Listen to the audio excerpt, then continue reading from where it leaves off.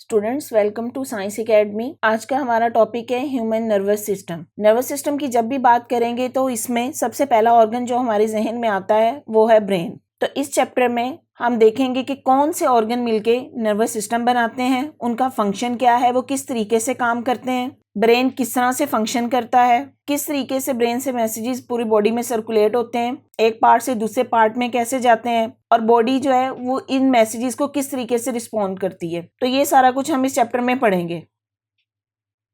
आते हैं nervous system की तरफ। सबसे पहले तो आप इसकी डेफिनेशन देखें। There is an organ system in our body which carries messages from one part of the body to another and coordinate body functions. जी डेफिनेशन को देखें। There is an organ system in our body. अब organ system इसको क्यों कहा गया है? क्योंकि ये सिस्टम डिफरेंट ऑर्गन से मिलके बनता है और इसका काम क्या है? Which carries messages from one part of the body to another. अभी हमने बात की कि जब भी नर्वस सिस्टम की बात करेंगे इसमें ब्रेन की बात करते हैं, ब्रेन के डिफरेंट पार्ट की। तो ब्रेन ही है जिसने हमारे बॉडी में मैसेजेस को आगे फॉरवर्ड करना है और फिर उसके अकॉर्डिंग हमारी बॉडी जो रिस्पॉन्ड करेगी या जो भी फंक्शन परफॉर्म करेगी तो किस तरीके से बॉडी अपने इन फंक्शंस को कोऑर्डिनेट करती है, ये सारा जो है नर्वस सिस्टम में आ जाता है। आप उठते हैं, बैठते हैं, चलते हैं, सोचते समझते हैं, कोई भी बॉडी फंक्शन परफॉर्म करते हैं, इन सब आपके फंक्शंस को आपका नर्वस सिस्टम कंट्रोल करता है। अब नर्वस सिस्टम की बात करें तो इसके टू पार्ट्स हैं। एक को हम बोलेंगे CNS mean central nervous system और दूसरा है पीएनएस पेरिफेरल नर्वस सिस्टम। जी नर्वस सिस्टम के आगे टू पार्ट्स में डिवाइड किया गया है, CNS and PNS. CNS mean central nervous system and PNS mean peripheral nervous system. CNS इसको आगे से फर्दर टू पार्ट्स में डिवाइड किया गया है जिसमें क्या आ जाता है हमारा ब्रेन और स्पाइनल कॉर्ड, और पीएनएस में नर्व्स, सारी बॉडी में जितनी भी नर्व्स हैं स्प्रेड की हुई हैं, ये सब के सब मिलके पेरिफेरल नर्वस सिस्टम बनाती हैं। आते हैं अपनी इस डायग्राम की तरफ। अब जैसे हमने बात की सेंट्रल नर्वस सिस्टम, नाम से जाहिर है वो चीज जो सेंटर में हो। आप देखें इस डायग्राम में ये आपका ब्रेन और ब्रेन से नीचे जो ये स्पाइनल कॉर्ड निकल रही है आपकी बॉडी के बिल्कुल सेंटर में आ रही है, इसलिए इसको ब्रेन और स्पाइनल कॉर्ड को नाम दिया गया है कि ये सेंट्रल नर्वस सिस्टम के पार्ट्स हैं। जबकि इनसे निकलने वाली जितनी नर्व्स हैं जो पूरी बॉडी में स्प्रेड की हुई हैं, फैली हुई हैं, ये सब की सब मिलके इनका नेटवर्क ऑफ नर्व्स मिलके बनाता है पेरिफेरल नर्वस सिस्टम।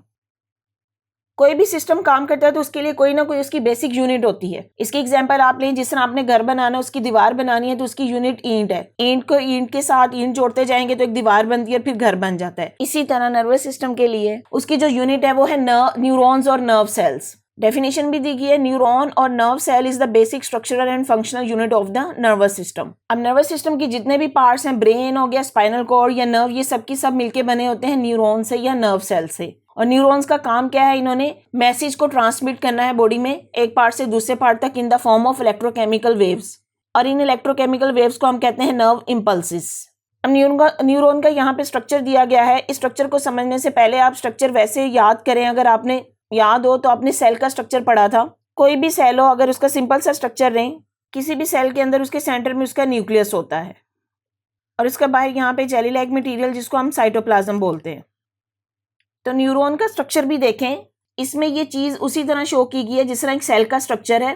ये चीज़ उसका दरमियान में न्यूक्लियस शो किया गया है, ये सारा का सारा सेल का न्यूक्लियस, और इसके आउटर रीजन ये बाहर जो है उसको साइटोप्लाज्म का नाम दिया गया है।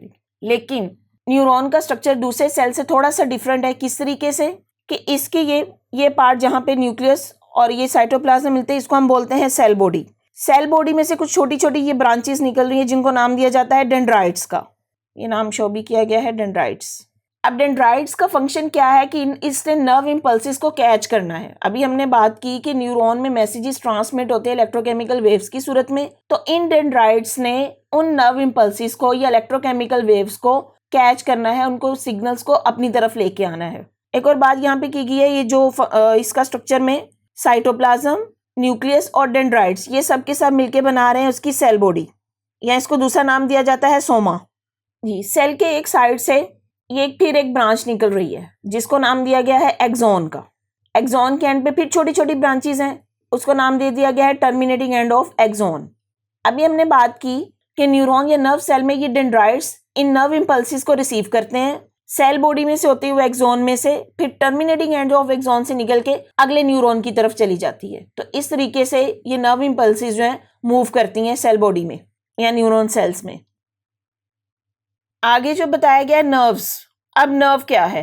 A nerve is a cable like bundle of axon enclosed in a common sheath आप देखें जिस तरह आपकी बॉडी में ब्लड वेन्स हैं या ब्लड आर्टरीज हैं, ब्लड को कैरी करती हैं, इसी तरह ये नर्व्स होती हैं और ये किससे मिलके बनी है? बंडल ऑफ एक्सॉन से, जो कि इनक्लोज होते हैं कॉमन शीट के अंदर, मतलब एक कवर के अंदर। तो ये एक केबल लाइक नेटवर्क बन जाता है जिसको हम बोल रहे हैं नर्व्स। और नर्व्स का काम क्या है? Nerves transmit messages from one part of body to another. फिर बात की गई है टाइप्स ऑफ न्यूरॉन्स की। अब अभी हमने जो है वो न्यूरॉन का स्ट्रक्चर पढ़ा है, न्यूरॉन्स का या नर्व सेल का। अब उसकी डिफरेंट टाइप्स हैं। न्यूरॉन की टाइप्स कितनी है? न्यूरॉन्स को 3 टाइप में डिवाइड किया गया है, sensory neurons, motor neurons and then third type is inter neurons. आते हैं सेंसरी न्यूरॉन्स की तरफ। अब नाम ही देखें जी, सेंसरी, सेंस से रिलेटेड है। तो ऐसे न्यूरॉन्स जो सेंस ऑर्गन से मैसेज ब्रेन की तरफ लेके जाएं उनको हम बोलते हैं sensory neurons. Sense organ, ear, eye, skin, nose, ये सब हमारे सेंस ऑर्गन है जिससे हम चीज़ों को सेंस करते हैं, महसूस करते हैं। तो इन सेंस ऑर्गन से जो भी मैसेज ब्रेन की तरफ जाएगा वो लेके जाने वाले न्यूरॉन्स को हम कहते हैं सेंसरी न्यूरॉन्स। अब आते हैं मोटर न्यूरॉन्स की तरफ। मोटर न्यूरॉन्स जो है वो उसका सेंसरी न्यूरॉन्स का ऑपोजिट करेंगे। सेंसरी न्यूरॉन्स का काम है मैसेज को ब्रेन की तरफ लेके जाना, जबकि मोटर न्यूरॉन्स का क्या काम है? ब्रेन से मैसेज लेके ऑर्गन्स की तरफ आना, और वो ऑर्गन उस मैसेज पे रिस्पॉन्ड करे तो उसको हम बोलते हैं इफेक्टर्स। अब ये इफेक्टर्स कोई न्यू चीज नहीं है, ये दोबारा हमारे ऑर्गन्स ही होंगे जो रिस्पॉन्ड करेंगे। अब तीसरी टाइप है इंटर न्यूरॉन्स। अब नाम से ही जाहिर है, इंटर का मतलब है दरमियान वाला। तो सेंसरी और मोटर न्यूरॉन्स के दरमियान जो इंटरलिंक क्रिएट करते हैं उनको नाम दिया जाता है इंटर न्यूरॉन्स। अब यहाँ पे एक इंटरेस्टिंग इंफॉर्मेशन दी गई है। इम्पल्सिस में travel as fast as 150 metres per second और as slow as 0.2 metre per second. Impulses क्या है?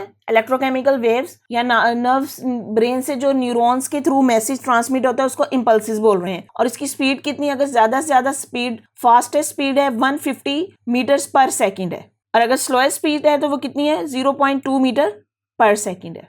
जी ये डायग्राम देखिए, इसमें सेंसरी न्यूरॉन, इंटर न्यूरॉन और मोटर न्यूरॉन का लिंक शो किया गया है। अब सेंसरी न्यूरॉन का काम क्या है? मैसेज को ब्रेन तक लेके जाना। और ये सेल का स्ट्रक्चर शो किया गया जिसमें ये इसकी सेल बॉडी है, डेंड्राइट्स है, ये एक्सोन है। इसी तरह मोटर न्यूरॉन्स, उनका काम क्या है? ब्रेन से मैसेज लेके इफेक्टर्स तक आना, और इनको इंटरलिंक करते हैं इंटर न्यूरॉन्स। तो इस तरीके से सेंसरी न्यूरॉन, मोटर न्यूरॉन और इंटर न्यूरॉन तीनों मिलके काम करते हैं और हमारी बॉडी जो है वो किसी भी बात पे या किसी भी फंक्शन पे रिस्पॉन्ड करती है। Students, welcome to science academy. आज का हमारा टॉपिक है सेंट्रल नर्वस सिस्टम। आपको याद हो हमने अपने प्रीवियस लेक्चर में नर्वस सिस्टम की बात की थी कि ह्यूमन नर्वस सिस्टम को फर्दर 2 पार्ट्स में डिवाइड किया गया है, central nervous system and peripheral nervous system. तो आज हम सेंट्रल नर्वस सिस्टम की बात करेंगे। सेंट्रल नर्वस सिस्टम में फर्दर जो 2 पार्ट्स इंक्लूड हैं वो है ब्रेन एंड स्पाइनल कॉर्ड। सबसे पहले ह्यूमन ब्रेन की बात करते हैं। Human brain is enclosed in a bony skull called cranium. अब ये क्या बात की गई है कि आपका जो दिमाग है वो बोनी स्कल में, जिसको आप कॉमन सिंपल लैंग्वेज में खोपड़ी भी बोलते हैं, उसके अंदर इनक्लोज है यानी बंद है, और इस बोनी स्कल को जो नाम दिया गया है वो है क्रेनियम।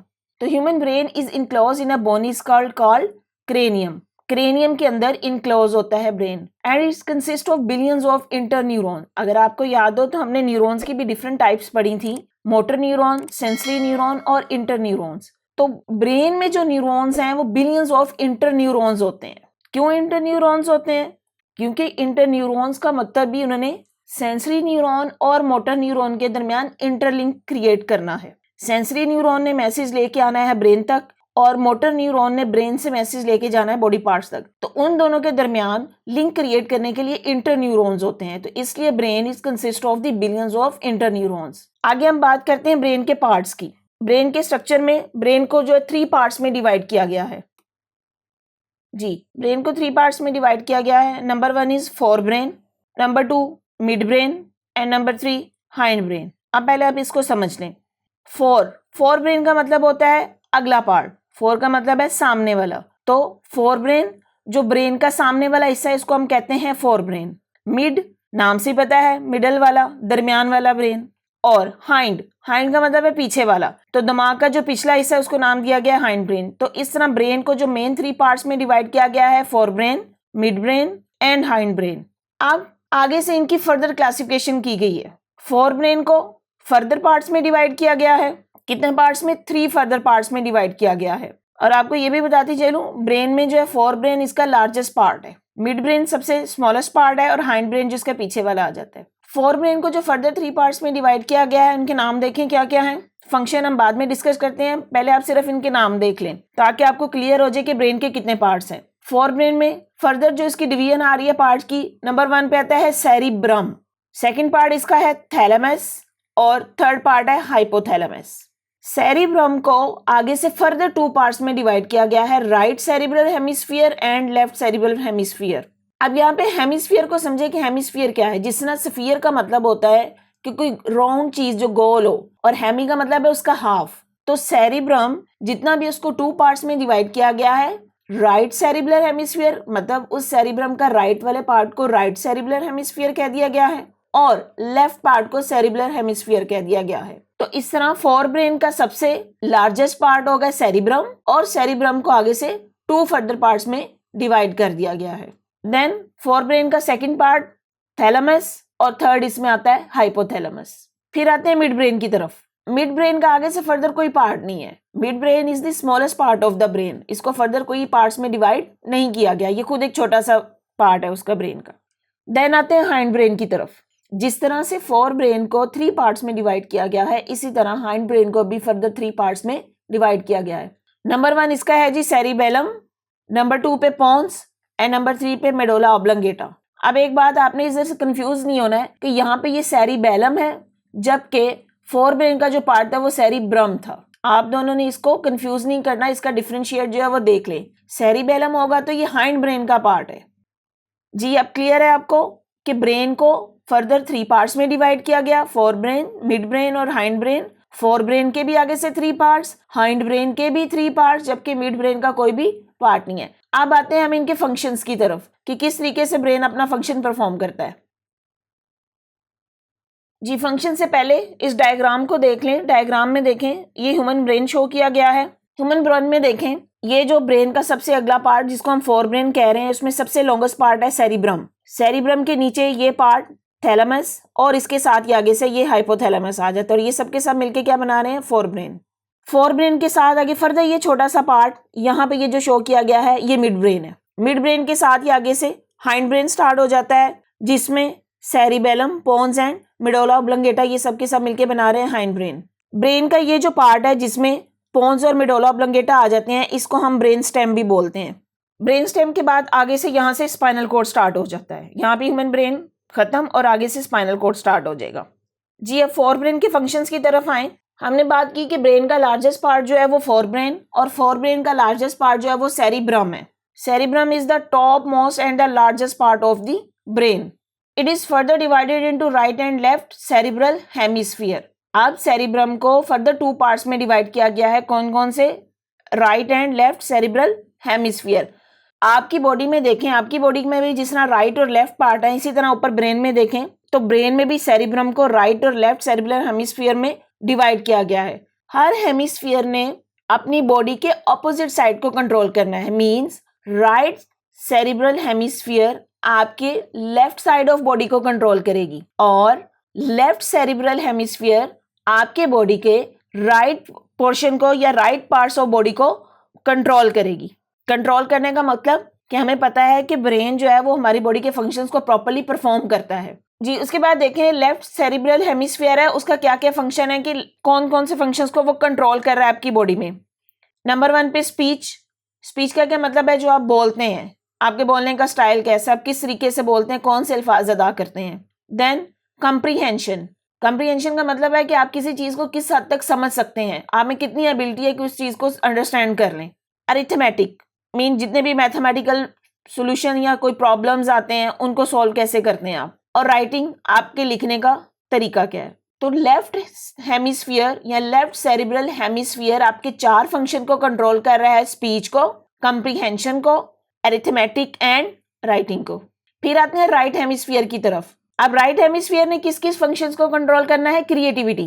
क्रिएटिविटी मीन आपके अंदर कितनी एबिलिटी है कि कोई चीज का किस तरह से आइडिया लेके आपको एक न्यू चीज कैसे बनाते हैं। फिर स्पेटियल एबिलिटी, ये भी आपने की जो है वो काम करने की एबिलिटी है, किस तरीके से आप किसी चीज को सोचते हैं, उसको किस तरीके से याद करते हैं, कोई चीज जो रिमेम्बरेबल हो आपके लिए वो कैसे आप उसको देखते हैं, आपका पॉइंट ऑफ व्यू को, इसको आप कहते हैं स्पैटियल एबिलिटी। आर्टिस्टिक मीन जो आप में एक आर्ट होता है किसी चीज को कोई परफॉर्म करने में, जो आपकी स्किल्स हैं, एंड म्यूजिकल स्किल्स, इन सब को जो है राइट हेमिस्फीयर कंट्रोल करता है। एक बात दोबारा मैं आपको बताती चलूं कि लेफ्ट हेमिस्फीयर ने आपके बॉडी के राइट पार्ट्स को कंट्रोल करना है, जबकि राइट हेमिस्फीयर ने आपके बॉडी के लेफ्ट पार्ट्स को कंट्रोल करना है। जी, तो ये सारा का सारा जो है सेरिब्रम का फंक्शन हमने बताया है। फिर हमने कहा था कि फोर ब्रेन के 3 पार्ट्स है, 3 पार्ट्स में से हमने सेरिब्रम को तो डिस्कस कर लिया। उसके बाद अगला पार्ट क्या था? थैलेमस। थैलेमस क्या क्या कंट्रोल करता है? ये आपके सेंसरी फंक्शंस को कंट्रोल करता है। सेंसरी फंक्शंस मीन आपको जो आप अपने सेंस ऑर्गन से जो भी चीज सेंस करते हैं, महसूस करते हैं। जी, third part of fore brain is the hypothalamus, और इसका क्या फंक्शन है? It control body temperature, hunger and thirst. Body temperature का मतलब है कि आपकी बॉडी का जो टेम्परेचर मेंटेन रहता है, या कभी अगर आपको कोई फीवर होता है तो ये डिस्टर्ब होता है आपका हाइपोथैलेमस। हंगर, भूख में, थर्स्ट, प्यास, तो इन सब चीजों को हाइपोथैलेमस कंट्रोल करता है। ये बात की हमने फोर ब्रेन की। अब आते हैं मिड ब्रेन की तरफ। जी, second part of the brain is the midbrain. हमने बात की midbrain is the smallest part of the brain, और ये बिल्कुल सेरिब्रम के नीचे होता है। अब इसका काम क्या है? It receives information from sense organs, कि सेंस ऑर्गन से इंफॉर्मेशन लेना है और उसको आगे फर्दर फोर ब्रेन तक पहुंचा देना है या पास कर देना है। Then hind brain. Hind brain के 3 पार्ट्स हम पहले एक्सप्लेन कर चुके हैं। कौन कौन से हैं? Cerebellum, pons and medulla oblongata. अब इन पार्ट्स के फंक्शंस को देखते हैं हम। जी, सेरिबेलम। सेरिबेलम का फंक्शन क्या है कि आपके बॉडी बैलेंस को कंट्रोल करता है, controller for maintaining the body balance. इसका क्या मतलब हुआ कि आप अपने बॉडी बैलेंस को मेंटेन करते हैं। जैसे आप चलते हुए एक प्रॉपर तरीके से चल रहे हैं, अगर बैठे हैं तो आप प्रॉपरली बैठे हुए हैं, गिर नहीं रहे हैं, अपनी बॉडी को आपने मेंटेन किया हुआ है। And making precise and accurate movement, कि आप बिल्कुल अपनी ये मूवमेंट एक्यूरेट कर रहे हैं, तो ये इन सबको कंट्रोल कर रहा है सेरिबेलम। सेकेंड पार्ट आता है पोन। पोन क्या? It is N Oval structure just beneath the mid brain. It control many function like sleep. जो आप सोते हैं इसको कंट्रोल करता है। स्वेलिंग। स्वेलिंग का मतलब है जो आप जो भी चीज खा रहे हैं तो आपके गले में से गुजर जाती है और नीचे आपकी पेट तक चली जाती है। स्वेलिंग करना, गले से किसी चीज का गुजारना, या उसको सिंपल लैंग्वेज में कहेंगे निगलना। एक्विलिब्रियम। एक्विलिब्रियम का मतलब ये बैलेंस मेंटेन करना। एंड टेस्ट, जो भी आप चीज खाते हैं उसका आपको टेस्ट कैसा लगता है। तो पोन्स के काम क्या है? स्लीप को कंट्रोल करना, स्वेलिंग, एक्विलिब्रियम एंड टेस्ट को। इसके अलावा और भी फंक्शन है, लेकिन ये सिर्फ 4 बताए गए हैं। Then the last part of the hind brain is medulla oblongata. It form the posterior part. posterior का मतलब होता है बिल्कुल पीछे वाला हिस्सा। अब इसका काम क्या है medulla oblongata का? इसने क्या क्या कंट्रोल करना है? हार्ट बीट, आपके दिल की धड़कन को कंट्रोल करना है। ब्रीथिंग, सांस लेने का अमल। एंड डाइजेशन, जो आप खुराक खाते हैं वो आपकी बॉडी में कैसे डाइजेस्ट होती है, इन सब चीजों को medulla oblongata कंट्रोल करता है। एक और बात जो की गई है कि medulla oblongata keeps on working when the rest of the brain goes to sleep, कि आप जब सो जाते हैं तो आपका दिमाग जो है वो नहीं सोता। इसमें medulla oblongata वो पार्ट्स है जो अपना काम जारी रखता है, ये नहीं सोता है। तो ये भी फंक्शन medulla oblongata का है। यहाँ पे एक इंफॉर्मेशन दी गई है, brain of an adult weight about 1.5 kg। तो एक जो अडल्ट पर्सन है उसके ब्रेन का वेट कितना होता है? 1.5 kg, and it consist of the about 100 billion neurons. तो ये 100 बिलियन न्यूरॉन से बना होता है। जी, सेंट्रल नर्वस सिस्टम का जो सेकंड पार्ट था स्पाइनल कॉर्ड। अब स्पाइनल कॉर्ड क्या है? Spinal cord is an extension of the medulla oblongata. अभी हमने ब्रेन की बात की, तो ब्रेन का सबसे जो लास्ट पार्ट है मेडुला ऑब्लंगेटा। मेडुला ऑब्लंगेटा के बाद आगे से जो स्टार्ट हो जाता है वो है स्पाइनल कॉर्ड। जैसे यहाँ पे डायग्राम में दिखाया गया है, ये ब्रेन, और जहां से ब्रेन खत्म हुआ ये आगे से स्पाइनल कॉर्ड स्टार्ट हो गया। इस डायग्राम में वैसे एक चीज जो क्लियरली शो की गई है, जैसे ब्रेन का जो राइट और लेफ्ट पार्ट है, जो हमने शो की अभी बात की थी, राइट सेरिब्रल हेमिस्फीयर और लेफ्ट सेरिब्रल हेमिस्फीयर में डिवाइड किया गया है, और ये आप इस डायग्राम में क्लियरली देख सकते हैं। अब जहाँ पे ब्रेन खत्म हो रहा है मेडुला ऑब्लंगेटा के बाद आगे से स्पाइनल कॉर्ड शुरू हो रहा है। आप ये देखें, ये स्पाइनल कॉर्ड है, ये आपकी बैकबोन में थ्रू आउट रन कर रहा है। इसका क्या मतलब हुआ कि आपकी बैकबोन, या जिसको रीढ़ की हड्डी कहते हैं, इसके थ्रू आउट अंदर स्पाइनल कॉर्ड है। It runs backward inside the backbone up to its lower end. It is also made up of interneurons. अब ये भी बात की, ब्रेन की भी हमने बात की कि ब्रेन के अंदर भी कौन से हैं? इंटरन्यूरॉन्स हैं, और स्पाइनल कॉर्ड के अंदर भी कौन से न्यूरॉन है? इंटरन्यूरॉन्स से मिलकर बना होता है। अब इसका फंक्शन क्या है? Spinal cord create a link between brain and different body parts.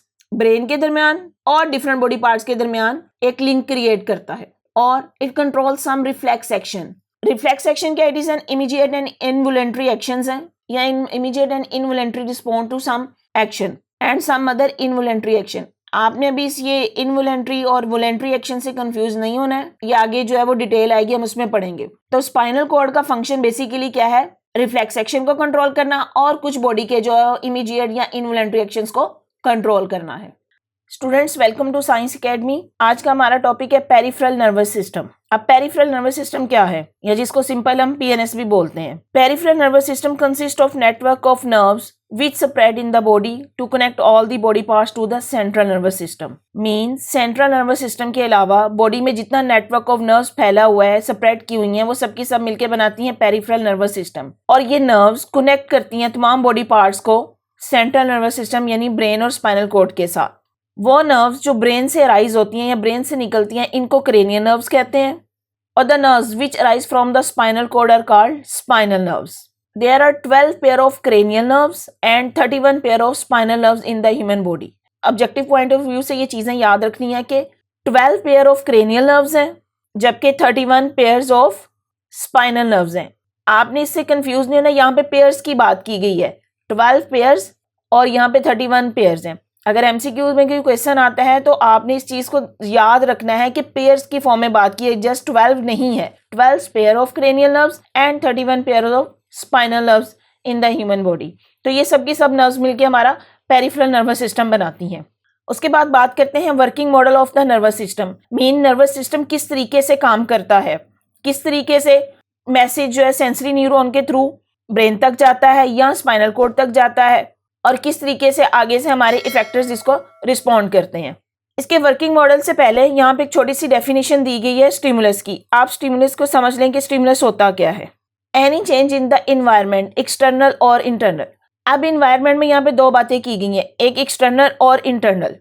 External environment से मुराद आप जो भी फील करते हैं अपने माहौल में, इर्द गिर्द चीज़ों में, मीन गर्मी है या सर्दी है, कोई शोर है, तो ये सब आपका एक्सटर्नल इन्वायरमेंट में आ जाता है। और इंटरनल इन्वायरमेंट से मुराद आपकी बॉडी के विद इन, बॉडी के अंदर जो जितने भी फंक्शंस हो रहे हैं वो आपके इंटरनल इन्वायरमेंट में आ जाएंगे। फॉर एग्जांपल, आप कोई बॉडी के किसी पार्ट में जो है पेन फील कर रहे हैं तो वो आपका इंटरनल इन्वायरमेंट होगा।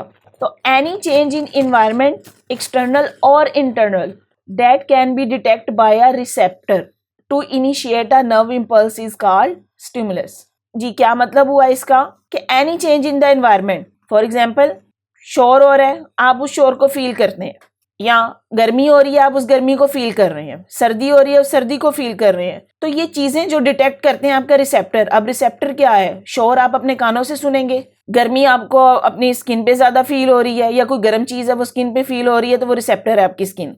तो इन चीज़ों को फील करते हैं, तो इससे जो नर्व इम्पल्स जाती है इसको हम बोलते हैं स्टिमुलस। अब जैसे स्टिमुलस की एग्जाम्पल भी दी गई है, heat, cold, pressure and sound wave, these are the stimulus या स्टिमुलाई। तो ऐसी एनवायरनमेंट में चेंज जिसको आप फील करते हैं और आपकी नर्व इम्पल्स जो है इनिशिएट होती है, इसको हम स्टिमुलस बोलते हैं, और इसकी एग्जांपल्स भी आपको दे दी गई हैं। फिर यहाँ पे बात की गई है कि वो स्पेशल ऑर्गन्स या टिश्यूज या सेल्स जो इस स्टिमुलस को फील करते हैं उसको हम रिसेप्टर बोलते हैं। जैसे मैंने अभी आपको एग्जाम्पल भी दी कि आप हीट फील करते हैं और आपकी स्किन उसमें रिसेप्टर है। अगर आप जो है वो शोर आपको अच्छा नहीं लग रहा तो आपके कान उसमें रिसेप्टर हैं कि जो उस शोर को सुन रहे हैं। उसके बाद आते हैं जी working model of nervous system. Nervous system काम किस तरीके से करता है। सेंट्रल नर्वस सिस्टम की बात कर रहे थे कि किस तरीके से काम करता है। सबसे पहले सेंसरी न्यूरॉन ने कैरी करना है messages. The sensory neuron carry the messages regarding stimuli in the form of nerve impulses from receptor to central nervous system. Sensory neuron किसी भी स्टिमुलाई को डिटेक्ट करेंगे और ये मैसेज सेंट्रल नर्वस सिस्टम तक जाएगा। अब सेंट्रल नर्वस सिस्टम में चाहे ब्रेन तक जाए और चाहे स्पाइनल कॉर्ड तक जाए। फिर central nervous system process the message, इस मैसेज को प्रोसेस करेगा और ट्रांसमिट करेगा nerve impulse to the motor neurons. These motor neurons carry the nerve impulses to the part of the body which produce responses. अब motor neuron के through उस brain से या स्पाइनल कॉर्ड से मैसेज वापस आएगा बॉडी पार्ट्स की तरफ, वो इसको रिस्पॉन्स करेंगे, मतलब उसके अगेंस्ट कोई अमल करेंगे। और ऐसे पार्ट्स, बॉडी पार्ट्स जो इस मैसेज पे या इन नर्व इम्पल्सेस पे रिस्पॉन्स करते हैं, इनको हम बोलते हैं effectors. Muscles and glands are the example of effectors. Diagram में भी देखें, अब यहाँ पे function of nervous system show किया गया, किस तरह नर्वस सिस्टम काम कर रहा है। ह्यूमन शो किया गया है कि वो सोच रहा है कि वो पानी पीना चाहता है या उसको प्यास लगी हुई है। अब उसको प्यास फील हो रही है तो उसका इंटरनल स्टिमुलाई है, तो ये सेंसरी न्यूरॉन के थ्रू ये मैसेज गया ब्रेन तक। ब्रेन में यहाँ पे इसकी प्रोसेसिंग हुई, उसके बाद ब्रेन ने मैसेज भेजा मोटर न्यूरॉन के थ्रू इफेक्टर्स तक। इफेक्टर्स यहाँ पे क्या है, ग्लैंड्स हैं या मसल्स हैं, ये बाजू के मसल्स कॉन्ट्रैक्ट किए, आपने आगे बढ़ के पानी का ग्लास उठा लिया। तो ये इस वक्त आपके स्किन या ये बाजू या ये हाथ, ये सारे इफेक्टर हैं कि ब्रेन की तरफ से मैसेज आने के बाद ये वर्किंग कंडीशन में आ गए। तो इस तरीके से नर्वस सिस्टम काम करता है। सेंसरी न्यूरॉन के थ्रू मैसेज ब्रेन तक जाना है, ब्रेन में प्रोसेसिंग होगी और ब्रेन से प्रोसेसिंग के बाद मोटर न्यूरॉन के थ्रू फर्दर फंक्शन जो उसका परफॉर्म होगा। अब यहाँ पे एक्टिविटी देखें, make a flow diagram showing the pathway of a nerve impulse when you PAT at the shoulder of your friend. कि अगर आप अपने फ्रेंड के शोल्डर पे पैट करते हैं या कोई थपकी देते हैं, कोई हाथ देते हैं, तो किस तरीके से ये पाथवे नर्व इम्पल्स का होगा। जैसे ही आपने अपने फ्रेंड के शोल्डर पे हाथ रखा, शोल्डर में स्किन पे हाथ रखा, तो स्किन के सेंसरी न्यूरॉन्स ने मैसेज ब्रेन तक कन्वे किया, ब्रेन में उसकी प्रोसेसिंग हुई और मोटर न्यूरॉन्स के थ्रू मैसेज आया कि आपको कोई चीज़ टच करी है तो आप अपना शोल्डर जो है पीछे कर लें या कोई रिस्पॉन्स करें। उसके बाद बात करते हैं action control by nervous system. Nervous system किस तरह के एक्शन को कंट्रोल करता है। अब दो तरह के एक्शंस की बात की गई है, voluntary actions and involuntary actions.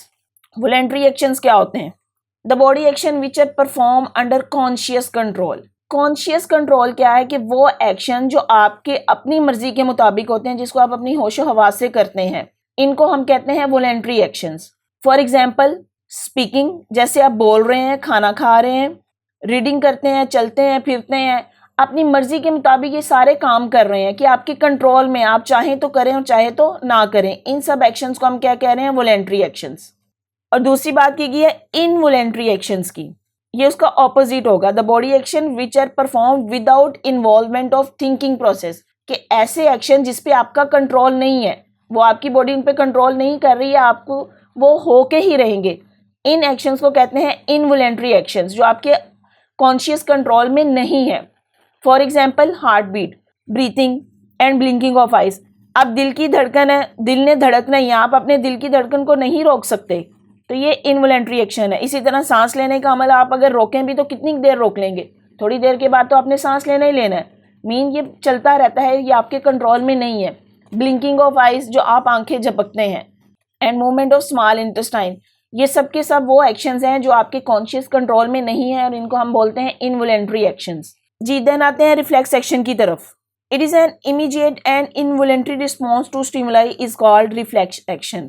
अब रिफ्लेक्स एक्शन क्या है कि किसी भी स्टिमुलाई को आप अचानक से जो है रिस्पॉन्स करती है, आपकी बॉडी अचानक से रिस्पॉन्स करती है। इसकी एग्जांपल इस तरह से देंगे कि जैसे आपका हाथ किसी गर्म चीज से टच कर दे तो आप फौरन से अपना हाथ वापस खींच लेते हैं, लेकिन उसके गर्म होने का एहसास आपको थोड़ी देर बाद, चंद माइक्रोसेकंड्स के बाद होता है। यहाँ रिफ्लेक्स एक्शन की एक और एग्जांपल कि अगर आप कहीं बाहर जा रहे हैं, जैसे ही अगर आपकी आंखों में मट्टी आ जाए तो अचानक से अपनी आंखें बंद कर लेते हैं कि अपने आप को मट्टी से बचाने हैं, तो ये भी रिफ्लेक्स एक्शन की एक एग्जाम्पल है। फिर एक और एग्जाम्पल, अगर तेज लाइट आपकी आंखों में आ जाए तो आप अपनी आंखें बंद कर लेते हैं, ये भी रिफ्लेक्स एक्शन की एक एग्जांपल है। अब रिफ्लेक्स एक्शन में होता क्या है? हमने बात की कि ये इनवॉलेंट्री रिस्पॉन्स है। इसका मतलब हुआ इनवॉलेंट्री कि ये आपके अपने तो कंट्रोल में नहीं है, ये आपकी बॉडी जल्दी से खुद ही से परफॉर्म कर देती है।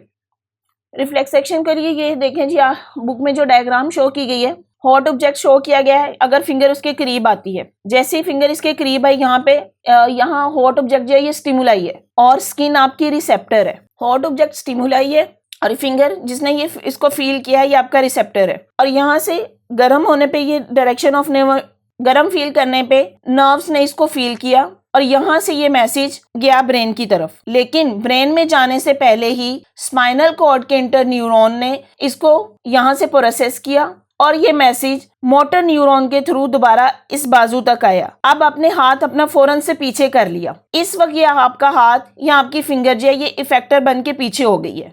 तो होता क्या है, जैसे ही आपका हाथ गर्म चीज से टच किया, वो उसकी गर्मी का एहसास हुआ, आपने एकदम झटके से अपना हाथ पीछे कर लिया। और झटके से हाथ पीछे करना ये आपका इनवॉलेंट्री एक्शन है, लेकिन उसके गर्म होने का एहसास आपको थोड़ी देर बाद होता है। तो एक झटके से जो हाथ पहले पीछे कर लेना है वो रिफ्लेक्स एक्शन की वजह से है। और ये पूरा पाथवे जिसमें नर्व इम्पल्स इनिशिएट हुई, ये पूरा मैसेज गया स्पाइनल कॉर्ड तक, स्पाइनल कॉर्ड से वापस मोटर न्यूरॉन के थ्रू इफेक्टर तक आया। ये सबका पूरा पाथवे इसको हम बोलते हैं रिफ्लेक्स आर्क, और इस एक्शन को बोलते हैं reflex action.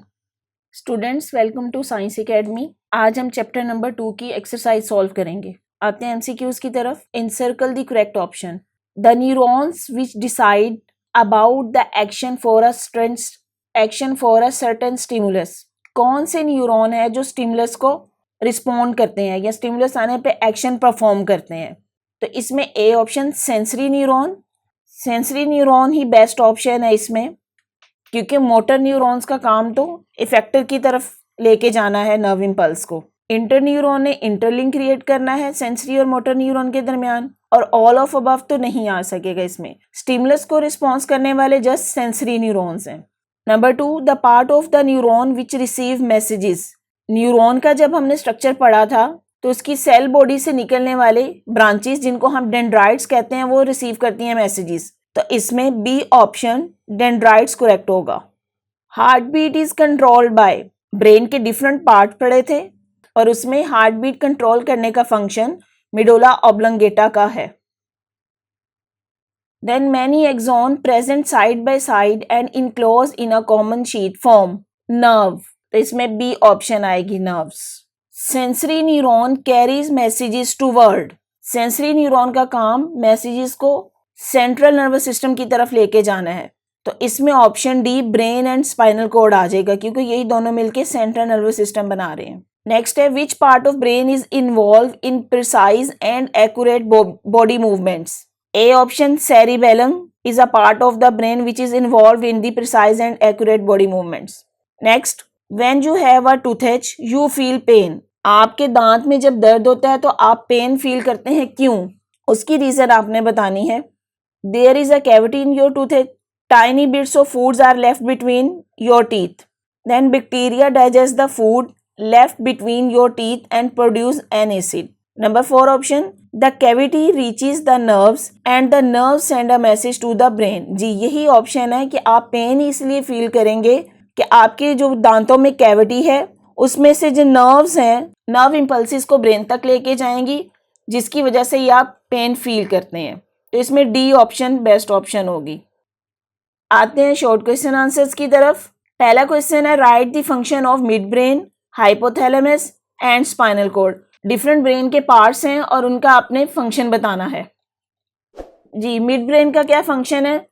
It receive information from sense organ and pass to the appropriate part of brain. कि मिड ब्रेन ने सेंस ऑर्गन से इंफॉर्मेशन लेके इसको ब्रेन के दूसरे पार्ट तक भेज देना होता है। देन आता है hypothalamus.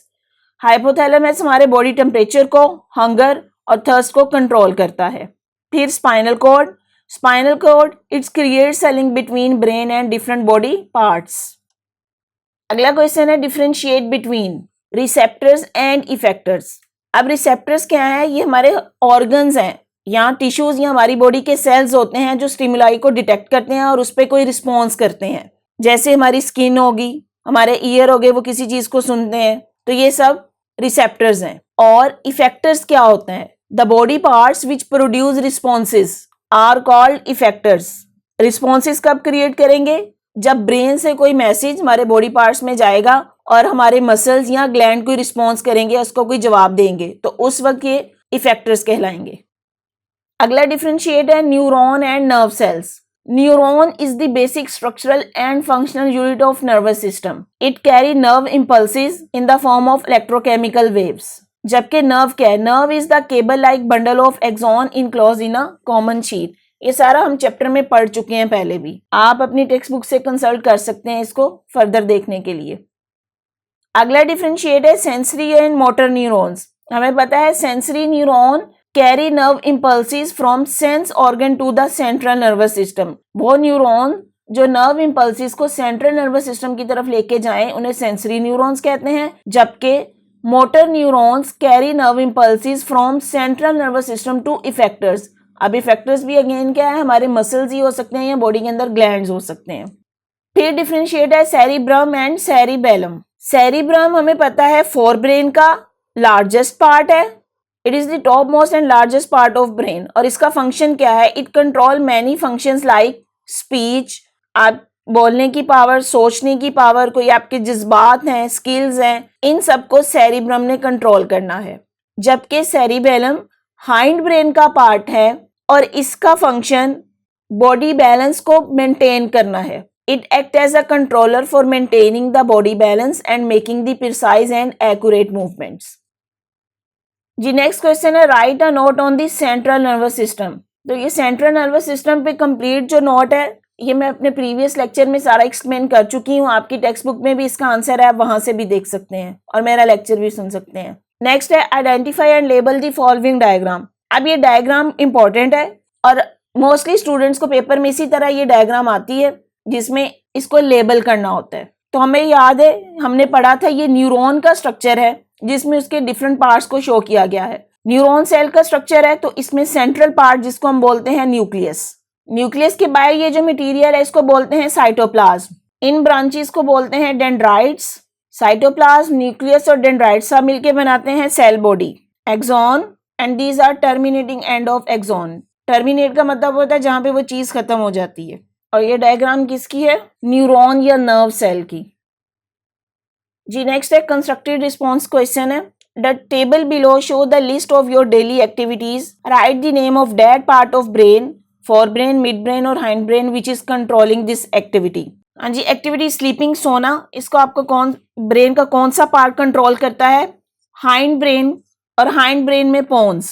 Then brushing your teeth, आप अपने दांतों को साफ करते हैं तो ये फोर ब्रेन इसको कंट्रोल करता है। टेकिंग द ब्रेकफास्ट, नाश्ता कर रहे हैं, इसको भी फोर ब्रेन में उसका पार्ट हाइपोथैलेमस कंट्रोल करेगा। हाइपोथैलेमस का फंक्शन है उसने हमारी भूख को कंट्रोल करना होता है। तो भूख लगेगी तो हम नाश्ता करने बैठे हैं तो इसलिए हाइपोथैलेमस इसको कंट्रोल करेगा। Balancing your body, hind brain का पार्ट सेरिबेलम इसको कंट्रोल करता है। टेकिंग डीप ब्रेथ, सांस लेने के अमल को मिडोला ऑब्लोंगेटा कंट्रोल करता है जो कि अगेन हाइंड ब्रेन का पार्ट है। जी अगला क्वेश्चन है, predict what would happen if a nerve connection broke. आपकी बॉडी में जो नर्व्स का नेटवर्क है अगर उनमें से नर्व कनेक्शन ब्रोक हो जाए तो क्या होगा? नर्व का काम ही बॉडी में मैसेजेस को या ट्रांसमिशन ऑफ सिग्नल्स है from body parts to brain या ब्रेन से लेके डिफरेंट बॉडी पार्ट्स तक। तो अगर ये कनेक्शन ही ब्रोक हो जाएगा तो इसका मतलब है कि इसका फंक्शन रुक जाएगा, वो अपना फंक्शन प्रॉपर तरीके से परफॉर्म नहीं कर सकेगी। तो इसका क्या होगा कि हमारे मसल जो है वो वर्क करना छोड़ देंगे। तो if nerve connection broke, it stop the transmission of signals to and from brain and it prevent the muscles from working.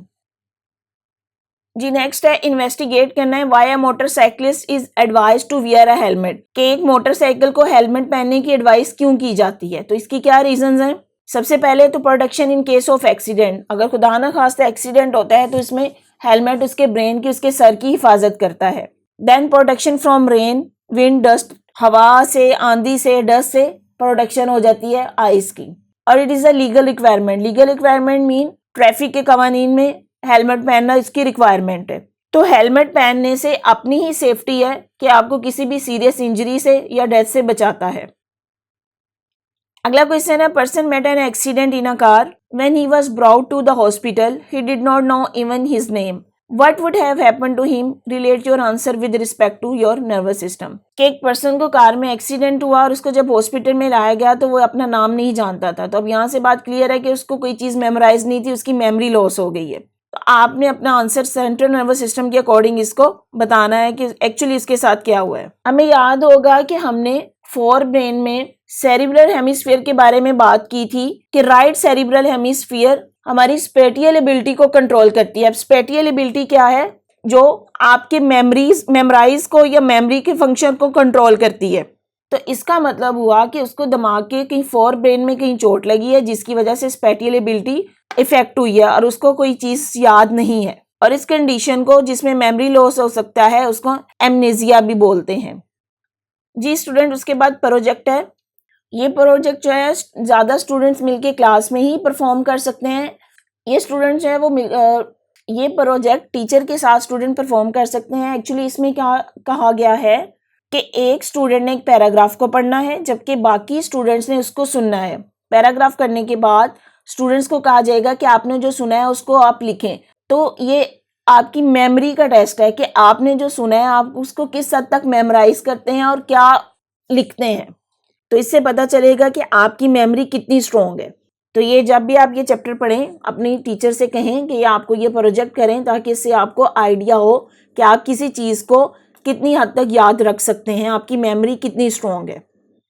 Ji students, अगर आपको मेरे लेक्चर समझ आ रहे हैं और आपको अच्छे लगे हैं तो मेरे चैनल को सब्सक्राइब करें और अपने दोस्तों के साथ शेयर करें और बेल आइकन को दबा दें ताकि मेरी हर आने वाली न्यू वीडियो आपको अवेलेबल हो।